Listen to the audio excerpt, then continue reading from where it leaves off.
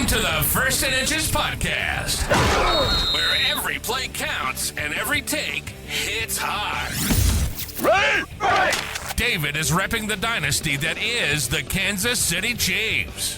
George bleeds black and gold for Steeler Nation, and AP is still waiting on the Vikings to show up in February. We're breaking down the biggest stories in football, baseball, and anything in between. We're calling it like we see it, and no fan base is safe. Touchdown! This is the First and Inches podcast. Are you ready for some football? We're ready for some football, baby.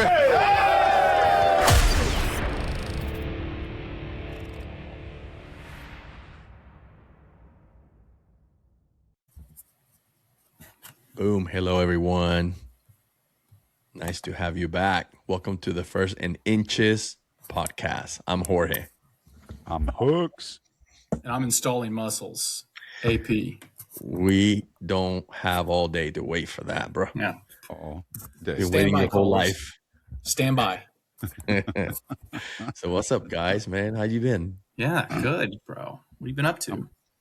I'm excited to be back. We've been on spring break, and it's been driving me crazy on Wednesdays, not having anything to do. So glad we're back, and baseball's back too.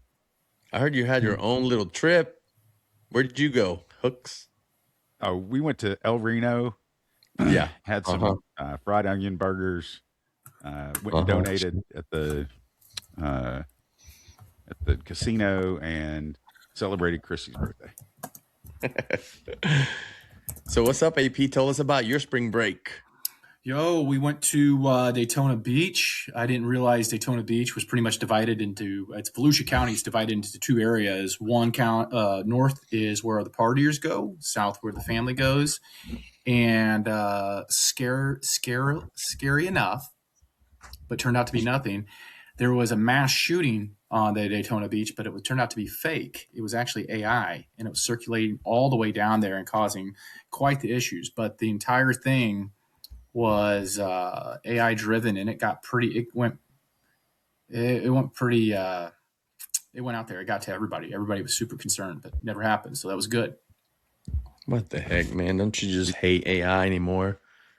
It was scary because, you got your kids with you and you don't know what's going on. And, it was like an aerial drone shot and it looked legitimate. And then they cut through that same AI video, cut through to people running along the boardwalk. And it was in every capacity. It looked believable. But whenever they went back, they analyzed it and there was multiple people with the same face. So, but of course you're not watching that. You're seeing holy shit, there's a mass shooting, but fake news. Well, I think we're letting technology do too much in our lives, right? Yeah, it's too late. Including the potential replacement of real umpires. So ABS is here, y'all. It's great. Okay, I want to hear your thoughts so far this season on ABS. And I know it's only been a week, almost a week, not even, but so far, how do you feel about ABS in the major leagues? How do you think it has impacted, and has it surprised you, to see the results so far? I think it's tactical. I didn't take this into consideration, but just in this first week of ball, seeing that you got to be strategic and intentional on when you take those calls. There was one on a Reds game. They were down 5-0, and it was in the third or fourth inning. I forget. They called for the ABS. They turned out to be wrong.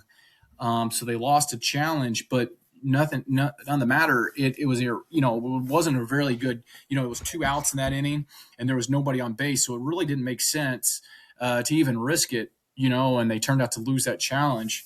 So that was one thing I never considered, is that you do have to have some strategery in using this ABS system. What about you, Hooks? I actually love it. And talking about the strategic part of it is, you get late into a game, you still got a couple of challenges. There's going to be pivotal points where it's let's just make sure, that it's right. And I think it'll help. I don't think we'll ever go to, just using ABS to call balls and strikes, in the future. But it's really interesting. I'm sure you guys saw where a lot of players got shorter as they rolled this out because where their body fits in the. I think Gavin Lux went from 6'1" to 5'10". Yeah, What I saw. that's right. By the way, the strategery was a hat tip to a former president. So don't before I get eviscerated with not knowing vocabulary. That was an intentional statement.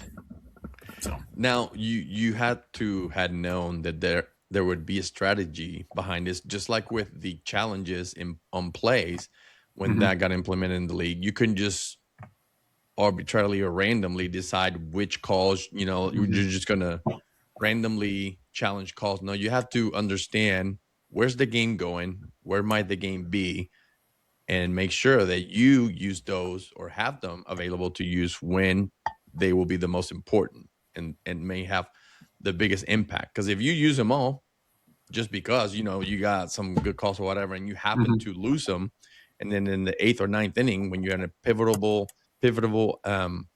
situation and don't have them, I mean, then what? You're screwed. So you should know that. So tell any managers or players that you think are not smart enough to have the responsibility of using these challenges? Pitchers should not be challenging because they're not sitting there looking at the ball. They're moving. They're falling down. Yeah, I mean, that's a good point.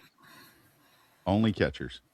Do you think pitchers No, I disagree. It depends on who the pitcher is. You think you're going to tell Ohtani he can't take that shot? I mean, if it's a one guy, he's a number 4 or 5 starter. Yeah, I don't think you make that call. But depending on who this pitcher is, I think they have free reign to make that decision, just like any player on the field. You don't have your utility player that's filling in for your whoever Mookie Betts at short. He doesn't have the autonomy to make that call. I think one thing I want to say is how quick you've got to make that decision. There is zero lag, which I do appreciate. So there's none that time to look into the dugout, but it kind of feels like there's a lot more pressure. But I disagree. I think the pitcher, again, you make a good point, Hooks, but you're not telling Ohtani or even a guy that even got lit up like Verlander, he can't make that call. No way. No way. I think during spring training, there was a team that was given signals on when to challenge and all that, and they umps put a stop to that. Yeah, I think that's why they're making it. You got to make a decision so quickly. So tell us, Jorge, about your first week of baseball season and where you've gone and where you've been. Well, I'm glad baseball's here. I'll tell you that, but I am tired right now. It's only been 6 days, so I wouldn't call the first atrocity of a broadcast the opening day of baseball. That was terrible, man. New York and San Francisco with the commentating, with the whole 3-hour broadcast before the game and all the things we had to learn and see and listen to. And then all the in-game stuff that they had. Listen now, I normally do not like when they're talking to players in the game, but talking to Jizz was kind of cool. I got to admit that. I know for a fact they're going to continue to try and use that. Hopefully not too much in the season, but they're not going to find too many people like Jazz. All-star game, I'm all for it. Anything else, even in-game interviews with the managers, it just needs to stop, in my opinion. But game 1 of the real regular season, I was on opening day in St. Louis. And listen, I posted about this online about my experience in St. Louis opening day. I didn't know what to expect, and some people kind of filled me in on what to expect. I gotta say, I was really impressed, and I'm glad that I was at that opening day, and I ranked in number 1 ahead of your trashy Cincinnati Reds. Okay, they're not trashy, but ahead of your Reds. Oh yeah, I want to hear your opinion on that. Well, let's see. I've never been to St. Louis Cardinals opening day, nor would I ever waste my time.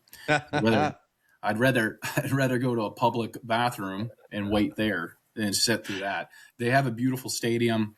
I can't stand that team. A lot of it's driven by jealousy and envy, sure, but they can rot. They can rot in hell, that whole entire organization.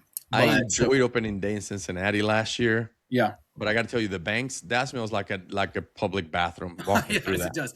Well, they had to require their version of SWAT. It kind of got out of hand down there this year. Yeah. I wasn't at it, unfortunately. But this year I've been to the 2 prior, but it got pretty rowdy down there. And it can, I mean, as you know, you are literally elbow to elbow with each other.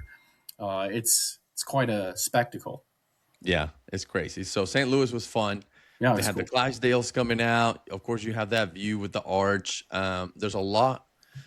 There's a lot more there than I expected in the background of next to the arch. There's a big old building, tons of people. It's like they're just building too much stuff around some of these parks and it's messing up the view. But it was great. They have the Clydesdales. They have the Red Jackets ceremony. They bring all the players in on the back of trucks. That was pretty cool.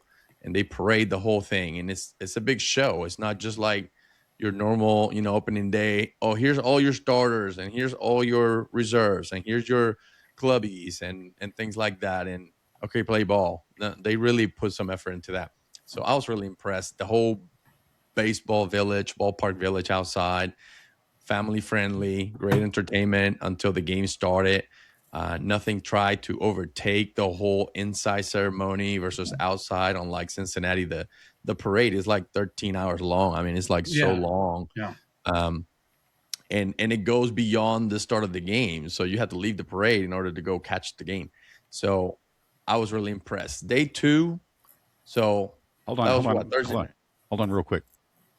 Let's just say that the Cardinals are one of my least favorite teams in baseball, top 5.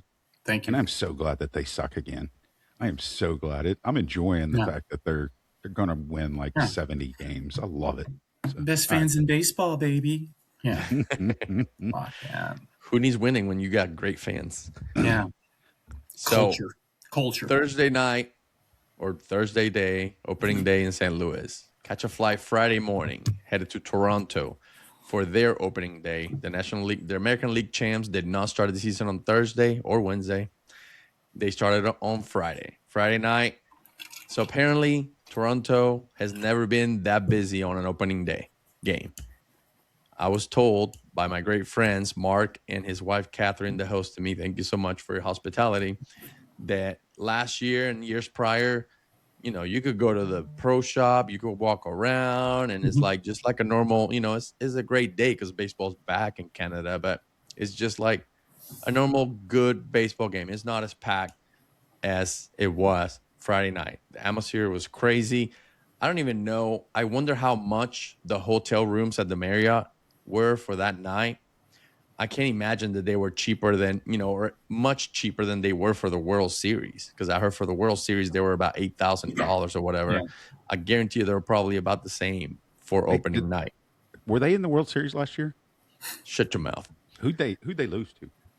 We don't remember. That was last year, right? Yeah. I don't even know what happened last week. So nobody cares. No kidding. But Toronto was fun, man. It was a comeback win. A walk-off win. The Athletics made it a game. They hit a home run in the 9th inning. That was pretty cool. And I was feeling bad for the fans. I'm like, you know what? Like, I don't want these fans to go home a loser on opening night after a great year they had, a great spring training season. So they came through. Jimenez was the hero of that game. So it was pretty cool. That was Friday night, right? Yep. Saturday morning, catch a plane to Philadelphia. And the first thing that happens when I arrive in Philadelphia is Border Patrol jumps in the plane, calls the guy next to me. We were on row 2, and he gets arrested. So the Canadian, we clear customs in the Canadian side when coming from Toronto. By the time we arrived in Philly, they knew exactly who was in the plane, where he was sitting. So they came and picked him up. And as soon as he got out, I was like, "That's right. You need to arrest everybody wearing a Phillies gear over here." So yeah. So it was fun. I arrived at Philly. It was cold. Now, granted, it was cold in Canada, right? The game was okay because it's indoors, but outside was cold. But I was not as cold in Canada as I was in Philadelphia Saturday, what they call opening night, Rangers versus Phillies, and the crowd was wild. They had already had their opening day festivities 2 days before. What do you guys think about this crap? I mean, do you like that they do opening day game and then you have a day off for most teams? Yeah, I mean, I think you don't have a choice because with the amount of money sunk into these, I mean, spent on opening day and the festivities, if rain impacts it, they've got to have that opening that other day to allocate all the festivities. So yeah, I don't think there's any other way around it. Personally, I don't like it because once the baseball season gets going, I want it to go. You know, that's what I appreciate about ball is that it's every day for the most part. Um, you know, another good thing about the start of the season, and they did this, I think maybe 3 years ago, they started adding more off days into throughout the year. That's why they've started sooner, earlier in March because we all know starting pitchers don't go more than 5 or 6 innings, 150 to 175 innings per year. So it helps facilitate that whole narrative that they hold on to. So yes, it's part of it. I don't see any other way around it, but I don't like it. Not at So all. it's all about the money. Got It's it. all about the money. As you can tell by their advertisement, their shirts and their helmets. Money. Listen, I was not prepared for Philadelphia. So much so that before I left my hotel room and I realized I don't have enough layers for this crap, I just had to take the robe from the hotel room and wear it to the ballpark. So I don't know if you've seen pictures, and if you haven't, just go find my socials. I showed up to CBP wearing my bathrobe over my Rangers gear. So Oh yeah, I did see that.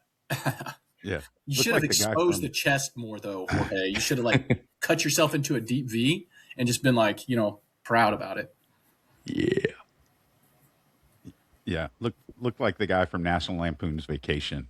Getting Eddie, out of cousin Eddie. the chitter spool.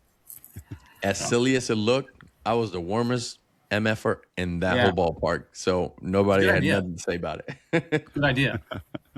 So the unfortunately for the Phillies, the Rangers pulled out a win. Did they? Yeah, in extra innings. So we got a walk off. Now, granted, the Thursday game opening day, the Rays were up 7-2 or 7-1, sorry, and then the Cardinals scored 8 runs in 1 inning to come back 9-7. So that was a great game. Friday night, walk off. Saturday night, overtime. You know, the Rangers were up 3-0 in the ninth inning, and Did they think about doing extra innings, or did they just want to do overtime? So Rangers gave up the lead in the ninth inning, and one of the heroes, Adolis Garcia, who did not re-sign with the Rangers last year, now signed with the Phillies. That dude is Hit a 2-out double to extend and score, get an RBI, extend it, get in scoring position himself, and then eventually was driven in to tie the game in the ninth. So it went into extra inning. Great freaking game. Next day, I go to New York. Of course, I should have taken the bathrobe with me from Lowe's, but I don't know how much Lowe's hotels are going to charge me for that on my bill at the end of the stay. Probably a $40 bathrobe is going to cost me $250 from Lowe's. So I didn't take it with me. I left it there, and I went and froze in New York. New York Mets versus, who did they even play? The Pirates, right? I got there early when the gates open, and Paul Skeens is warming up. We know that he's not pitching because he pitched opening day, but I was towards the back of left field. It was just me and Paul Skeens. When he got done, he's picking up his scones, about to walk back to the dugout. I'm like, hey, Mr. Skeens, can I have an autograph? He ignores me. He keeps walking. So then I realize I go down to the corner of the stands right there, sort of behind third base, and he stops to start to sign autographs for people. I get all the way down there. I get kind of in line. It's like, hey, hello, Mr. Skeens, can I have an autograph? He totally ignores me, right? But then I realized what he did. He probably signed 50 autographs that day. 50. I'm not even kidding you. And he skipped every adult. He signed for every kid that he saw and ignored every adult with such intensity. It was like, it was commendable. I was like, you know what? Much respect. I know you. I know you used to say that you don't sell your signed baseballs, but I noticed that they're not behind you anymore. No, I'm in Oklahoma right now. Shut your mouth. I'm still traveling. I got one more game to go this week. But it was when he got to the bottom, and there's this gap in between the door and all that, and he's grabbing things through the gap. I had my ball there. Other adults had their stuff. and then kids had a bunch of stuff. So we're just like, and he's picking and choosing which one. And he literally signed for about 20, 25 minutes. I'm not even kidding you. This is way before the game started, of course. So, much respect to you, Mr. Skeens, for signing for so many kids. That was pretty cool. That's going to make a day. I gotta tell you, though, something. Some of these kids were getting things signed for their adult supervisors, right? Yeah. So at the end, some of these people still got their hands on some of this memorabilia, and I guarantee you some of them are going to sell it. So I understand why you're mad about this.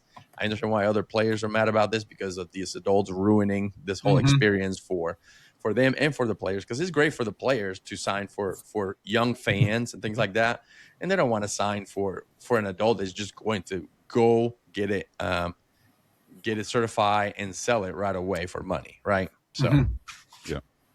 New York Mets, game goes to overtime as well. And, of course, my New York Mets choke at the end. Now, we came only about 3 feet short, because a home run would have put us over the top. 2 outs, man on base, down by 1. And that ball got caught in right field. So, went home with a big L. And then, was that Sunday? So, Monday morning, fly down to Kansas City for my last opening day. Royals and who they even play? No, I don't even remember. I'm telling you, it's been a long week. So I go to the Minnesota Royals and Twins, and Kansas City's a whole vibe. I go from being in 30s in New York and Philly and freezing my butt off to getting down to Kansas City, and it's almost 90 degrees. I show up to the parking lot, and it looks like a freaking football game. There's tailgating everywhere. How many fans fit in that stadium at Kauffman? Do you know? I do not know. No, It's got to be 30-something thousand. Well, it got 30-something. big. Well, It was bigger though after they made the alterations, right? I mean, I don't know. The I'll look fountain it up. area has limited seating over there now because it's all about the money. 41,000 basically. 40,793. Well, I got to tell you, by the time the game, about an hour before the game started, there was probably 70,000 people between the inside and the parking lot tailgating. Kansas City does it right, man. They have their traditions. That's pretty cool. I know I've known about football traditions because I've attended, a few tailgates with you, Hooks, but I did not expect that for baseball. Now, the bad part of it is, when I was in Kansas City, we would take customers out there, get them lit, and then send them in to watch the game. And like one year we had 2 customers fighting in the parking lot because they were so drunk. Awesome. And so anyway, so we it's a football game. The home opener, that's the only place it's like that. That's the only time the stadium looks like that. yeah, well, it was pretty cool. Their opening ceremonies were not, anything special in my opinion. They had some festivities. They do have 2 Gold Glovers. I mean, that was impressive to see. No other team that I visited this week had even one. So I think that Kansas City Royals have a bright future. Hopefully this year is the year for them with Michael Garcia, Bobby Witt Jr., Salvi back there before he, gets too old. So I hope they do well. But that game was great. It also came down to the 9th. Visiting team had tying run at home plate, so it was going to be close. Every game was close. Every game was great this week. But I tell you, I am tired. Where's your last game this week? So my last game will be Friday. I'll be in Colorado for opening day in Colorado. They are playing the Phillies. So, my tradition of rooting for the opposing team, I deviated from that a little bit this week. So in New York, I rooted for New York. In Kansas City, I rooted for Kansas City. Oh, I need to show you. I'll show you the next podcast on my new addition to the collection. So do you want to tell us why you got the new collection, or? So some of you know that I still play baseball, right? Because I can't give it up. It's one of those. So I'm almost 50 years old playing amateur baseball in Florida because doesn't get cold in Florida. We can play all year round. So last week or 2 weeks ago, maybe 2-3 weeks ago, I was playing catcher, and then up comes this guy. Granted, the team we're playing against has a few ex-major leaguers, right? Mark Whitten, Carl Everett. There was another one. There's a guy that was pitching. I forgot his name. He was ex-major leaguer. Needless to say, we got beat that game. But then here comes this giant of a man whose last name on the jersey says Caglione. I'm like, are you kidding me? Are you? Now, we didn't really have words. We're looking at each other. He's stepping in the batter box, and I'm standing there looking at him because I'm catching for some reason. And I'm like, you? Like, he's like, yeah. I was like, wow. It's Jack Caglione's dad, right? So I was like, listen, your kid has a bright future. The guy is like a superstar. I met him 2 years before at a charity event down in Tampa with Pete Alonso and Harrison Bader. So he was a really cool kid. I got his autograph back then, little picture and all that, but he's doing good things in the league right now. So I told him, hey, I'm going to go see your son in a few weeks for opening day. He's like, oh, yeah, have fun. I'll be there too, blah, blah, blah. Mm-hmm. So I play baseball with Jack. His name is That's Jeff. Awesome. Jeff Caglione's, Jack Caglione's dad. I play baseball with him. He's like, I don't know how old he is, maybe close to 60s, 50 something, right? Still playing baseball. So pretty in shape too. Huh? He pretty in shape too. Like, no, he's old like me. I mean, we're all old now. None of us are in shape. No. But he's got baseball IQ, so that's all that matters at this level. So yeah, it was pretty awesome, cool. Man. I saw him down there, and we had a lot of fun. I hope his kid has a good year. I think he will. And I don't know if either of you thought Kansas City would do really well this year, but I think they got a good team. If they can get their pitching in order, and they can stay consistent at the plate, I think that they have a good future. I mean, a good chance to fight for at least a wild card this year. So yeah, I think their hitters has got to be, like, to your point about pitching. I think their hitters more so, where they've got some studs like Vinny and Jack and Bobby Witt. If all those guys hammer it home, I mean, actually project like they're projecting, yeah, they're going to be the winner of the Central, in my opinion. I think they could beat Cleveland's pitching. Oh, winners of the Central. I'm trying to give them a wild card. You thinking they're going to be winners? If all those guys they've got their starting pitching is pretty proven. You need those guys to be consistent, but they've had some pretty good starting pitchers. I think it's those hitters that, if they can show up, which they're supposed to, right? And they've proven that they can. 6 months is a long time to be like that, but it'd be interesting to see. I think Jack Caglione was a 2024 pick, right? Jorge, I don't know. I think he was. So Jorge, so did you end up buying the jersey because somebody was standing over your shoulder telling you to buy it? Listen, no, it's a great jersey to own. I'll tell you this, though. I know the kid is good, but I showed up to the Authentic store first, just randomly, because I was walking around the ballpark, and they have a game-used jersey of Jack for $8,000. Like, what the hell are you? It had to be a misprint, right? Yeah, for sure. And so I think it's a misprint, because then I showed up to another stand in the back, and, their jerseys are normally $175, right? And then the girl was like, I was looking at them, and the girl was like, there was one that rung up at $150 to another customer. I was like, and she's like, well, I don't know what's happening. All these are not matching. All these prices are weird, blah, blah, blah.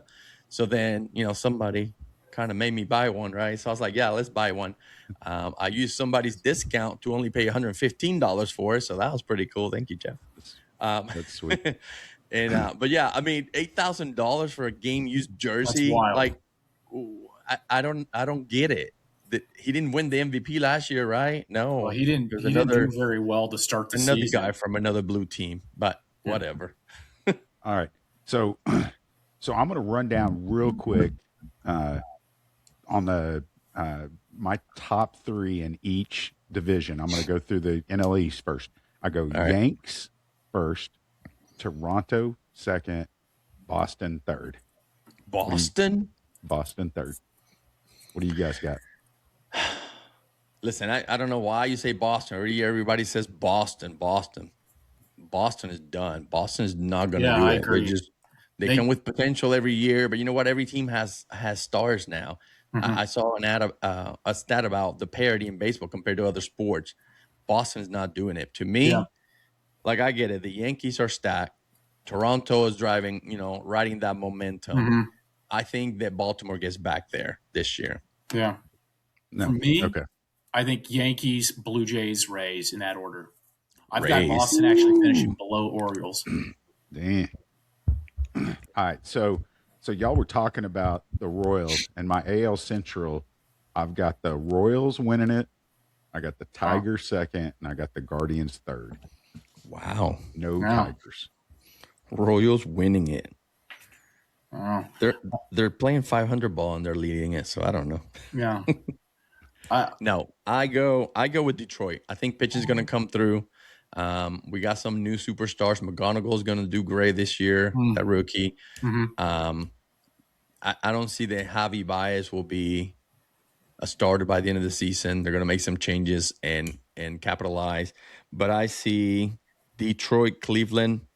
And as much as I want Kansas City, listen, I'm going to say Kansas City. Okay. I'm going to say Kansas City. But Minnesota and Kansas City are going to run into the same struggles this year, I think. So it could be a toss-up. Yeah, I got to go. I think the Guardians, they got too deep a pitching. Tigers, and then I've got the Twins finishing third. I think the Royals are going to regress. I don't think their hitters are going to show up like they're projected. I think too much has to go right for them from a offense standpoint. We'll get to come back and visit. That's exactly why we're doing this, because I want to be able to come back and visit and say, Yeah, I told you you. were so right. 75% of what we're doing here. Yeah. Okay. So AL West, I've got the Rangers, the Mariners, the A's. No trash tros and no, I just want to have fun Angels. Well, that's your bias showing. So I'll go Astros, Mariners, and believe it or not, I'm going to go with the Angels. I think the Rangers are going to fall apart this year, and I think they're going to be major sellers at the trade deadline. Okay, so I got the same three teams with a different order. So I'm going with the Astros, and then I'm going with the A's. I think the A's youngsters have gel. There's more chemistry in the clubhouse. You got a few superstars. I mean, Langlear's not a terrible player. You got Kurtz. He's going to be, year 2.5. Denzel Clark, superstar. Now, if he starts getting the bat on the ball and getting on base, causing issues, I think that the A's are going to be second place in that division and fighting for a wild card. I don't see the Rangers making a run. I'm going with Seattle after that. Yeah. Nice. Okay, so going to be a lot of interesting things this year. And the NL East, I'm going to go the Mets first. I'm going to go the Phillies second. I'm going to go the Braves third. Oh, ooh. Jorge, I'll let you go because this is your thing. I mean, I'm just going to be disappointed by the Mets this year. Yeah. The Phillies look good on paper as well. This is a tough division. I mean, I think that Atlanta just had a terrible year, and maybe they're supposed to bounce back and be good. So I'm going to kind of go out on a super limb here and not be a homer. I think the Mets are going to suck enough to not be even in the top three. I'm going to go with Atlanta, Miami, Damn it, Philadelphia. That's exactly my. I think the Miami is going to push for the division win. I think that they're going to be serious. I think Atlanta is the better team, and then I've got that exact same setup. Damn it. Yes, I agree. Oh my gosh, you guys are cracking me up. No, the Marlins are legit. The Marlins are legit. There's only 10,000 people that can tell you that they've seen them in person this year. Yeah, but they're not on the field. The real players are on the field. Yeah. All right. Yeah. Okay, here we go. So NL Central. Oh, here we go. I'm going Brewers. I'm going Cubs. And I'm going Reds. Reds are going to make the wild card still. They'll be the last wild card team. Yes. You think two teams coming out of this division? Barely one is going to come out of this division. Jeez, so Pete. So much hate. I'm going to go with Milwaukee. I'm going to go with the Cubs. And then Say it. Man, it could be a coin flip between these three trash teams right now. Fuck, come on. I don't think Paul Skeens can bring this team around. And I agree with you. The Cardinals don't have the firepower. So I'm gonna go Cincinnati third. I'm just going Cincinnati. There's no other teams in this division. Next. Nice. All right, so I don't know who. That's it. We don't even know anymore. It's up for grabs. The Dodgers are only projected to win 103 games. So I feel pretty confident. Dodgers. I'm going to go D-backs second, Mm-hmm. and I'm going to go Giants third. Mm-hmm. No playoffs, and I want to point out that the Rockies are projected to win 54.5 games. Is that bad? I mean, that sounds like good number. Yeah. Half 100. If it was 2020, that would be a fantastic record. Yeah. All right, so Jorge, I need to hear yours. We need to clip this. Clip it all you want. San Francisco Giant is the Bay coming for you. The Giants are going to win this division. The Dodgers are going to be fighting for a wild card this year, okay? And then why don't we throw Arizona? Because who cares? It doesn't even matter anymore. I just hate the Padres. I hope they go 1-161 this year. Listen, their start, I feel like they're going to crater, and I think this is going to be another massive, just like the Rangers. Those are my two teams that I feel like are going to do massive sellers at the deadline to try and reset whatever it is they've built in this paper-like team. But yeah, I can't go against the Dodgers. I say Dodgers, Diamondbacks, and Giants. And you should. So, all right. So we've got the AL MVP. And clip this. These are my top three. Mm-hmm. I'm going to go Bobby Witt Jr., Julio Rodriguez, and Aaron Judge is third. I like that. Bobby Witt Jr. Not so fast. Listen, J-Rod is not clutch. He's not even going to put up enough trash points, and trash stats this season because he's just not that great. He has some pockets of greatness, but he's just not a consistent great guy. So I don't see that. Witt Jr., I think, is going to have a down year. He had a Gold Glove last year. He did great. I think that the league is going to figure him out. My top three for MVP in the American League are Judge, Alvarez, and Yandy Diaz. Mark it down. Wow. Like it. I kind of was on the fence with, I don't want to do Aaron Judge, which is clearly the favorite, right? I don't think anybody's going to argue with that. Here's two guys I want to point out. Junior Caminero, I think that is not a fluke. I think that 45 home run season, I think he has a more well-rounded game. If he can increase that walk rate, I think he's even more valuable of a player. And then what I watched at the WBC, the World Baseball Classic, Gunnar Henderson. So those are my three: Gunnar Henderson, Aaron Judge, and Tampa Bay's finest.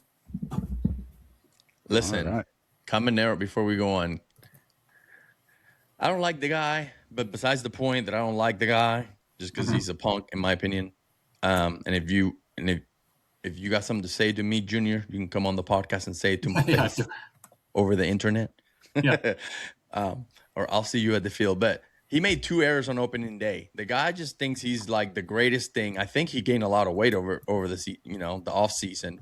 So he's probably slower this year than he was last year. And he definitely was slower last year than he was when he came up as a rookie. And was called up and was in the minor. He was doing great, but he will get more walks this year. I saw his plate discipline. He's being more patient at the plate, and he understands that that's going to help the team. I mean, the reason why some of his teammates have high RBIs because Caminero was on base and he gave him opportunities, but he thinks he's just the best player. And I get it. You have to have that ego to an extent, but he just thinks he's just better than everybody, too good, better than every pitcher. And he's going to overcompensate for some of that with his ego. I don't think he's going to be MVP candidate. I don't think he's going to hit 40 home runs this year. Okay, mark that down. He's terrible on the bases, and if he's hustling He's just not fast enough to create any, advantages for the team. But half the time, he's not even hustling. So He's I got don't an want ego. nobody like that in my team. Yeah. I don't think Cameron has a chance for MVP. So, all right. So I know you guys are going to be shocked whenever I tell you my NL MVP prediction. It's going to be Lindor. Got it. I know. We know. It's all Ohtani. right. Ohtani is going to be first. Well, you already had a game yesterday, 6 innings pitch, like starting out fresh. Then my number 2 is Soto, and my number 3 is Ellie De La Cruz. Whoa. Let's go. Okay. Yeah, Oh, Ellie. all 3 of us get a player on there. Yeah. Let's go. I like Nice. that, Hooks. Yeah. Yeah. It's gonna be a good. It's gonna be a good party. Well, trying to figure out hey, listen. who comes second to Ohtani. Yeah, that's what I'm saying. Listen, I originally had him on the list, but I took him off because I didn't want to jinx it. I'm like the cooler. Anybody you like, you guys, every motherfucker better watch out. Anybody say anything sideways about me, I'll just start liking your team, and then I will shut any success down. So that includes the people in the comment section. I'll if you say anything negative to me or my boys here, I'm going to find out what your favorite team is, and I'm going to like them, and then you're fucked. So Ohtani, I had him. I had Soto because I think he had a great year. I think he's going to get even better. And here's the guy. I think that's going to make the challenge to Ohtani, Corbin Carroll. I think that guy is one of the most well-rounded players in the entire game of baseball. I think Arizona is going to be a major contender this year, and it's going to be all due to Corbin Carroll. Carroll He's a gets little guy lost like me. there. He's a I little feel guy bad like for him because he would, if he had even the same stats, he's not going to get as much attention as Ohtani or anybody else, right? One thing that I don't like with MVP candidates is the ones that don't do much, right? Like this year, I love Yandy, so I'm being biased about it, but he's not playing on the field, okay? Alvarez, Judge, at least he's on the field for most of the plays. Ohtani, now that he's pitching, okay, I can get behind that. I don't like his DH MVP, but when he's pitching, I mean, nobody can beat that, right? He's contributing just on another level. I'm going with Ohtani. Soto sucks, so no chance, Soto. He's just going to have not a terrible year because he pats his stats when it doesn't matter, but when the game's on the line, he does nothing. He doesn't deserve MVP. My next 2, Francisco Lindor, he's the heartbeat of the Mets team. Okay? Absolutely. He either makes them come together or makes them fall apart. I know he made it fall apart this whole offseason, but I think he's going to give him a chance with his play this year. So as long as everybody stays in line and he doesn't have to LeBron you, then the Mets will be okay, and he's going to get MVP numbers. My last MVP candidate, Let's hear it. Liam Hicks. Mark it down. Ooh. Miami Marlins. Wow. That's And bold. he's going to take that team to the playoffs, too. That's bold. So, all right, y'all want to do chump of the week before we get off here? Go for it. Yeah, I'll do one. I think I love. We're going back to where we started, the ABS. I think it's exposing some of these fraudulent guys that I have sat there and been so frustrated. Like my favorite team needs to be put up against the wall anymore. CB Buckner, he got absolutely eviscerated, or a common term we're hearing and today obliterated. He's been obliterated in his play. His calls at the plate, balls and strikes. So CB Buckner, take the L, bruh. My chump of the week, and it will be the chump of the week every week, is whoever doesn't call a good game behind Salvador Perez, because that dude knows the zone. Yeah. So I'm sorry, umpires, if you're behind the plate, you might as well ask Salvi what the pitch was. Okay, What was it? Yeah. Don't look stupid trying to call the game on your own. Just ask Salvi whether it was a strike or not. Yeah. There you go. All right, my chump of the week is the NFL and MLB. Yeah. NFL putting the opening night on a Wednesday with Seattle playing on a Wednesday. That is terrible. I can't imagine as a football fan that I'm going to a Wednesday night game means I got to go back to work on Thursday or Friday. No one's taking a 3-day vacation. Put them on Thursday. But That's a good point. that's trash. You know, Going back to your MVP pick, because I find it very interesting, Jorge. You know, he was, and I go back to this and hold me to this 2021 draft pick. I'm going to go down. We're going to look back 10 years from now. If we have a world, aliens haven't taken over, 2031, they'll be like, yo, AP was right. The 2021 draft is not clearly the best draft of all time. By far the best draft. Just go through it. Go to Pro Baseball Reference. Great website. Go through it. 20 rounds. That's all they do now. And watch through it. I mean, there are so many high-level players in that draft. It will be the greatest of all time. So, and then also the MLB season doing this clown show that you were talking about, the Giants and the Yankees. It's come on, let's do opening day.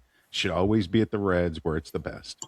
The Reds should open this season. Let's go. So, all right. No, there's competition for that. No, There's competition. no, it's called tradition. It's opening day about baseball, not an opening day about the party outside. Okay? Chill out, CB Buckner. It's not a parade day, opening day. It's about baseball. We're talking about baseball. Yeah. All right, man. Good show. All right, guys. It's good to see you guys. Yeah, I know we haven't talked for a few weeks because of all of our vacations, but baseball season's here. We're here. Fans, if you disagree with anything that we're saying, we're here. Come at me. What's up, ho? Yeah. Let's go. All Thanks, right. boys. Y'all have a week. Peace. See ya. All right. See ya.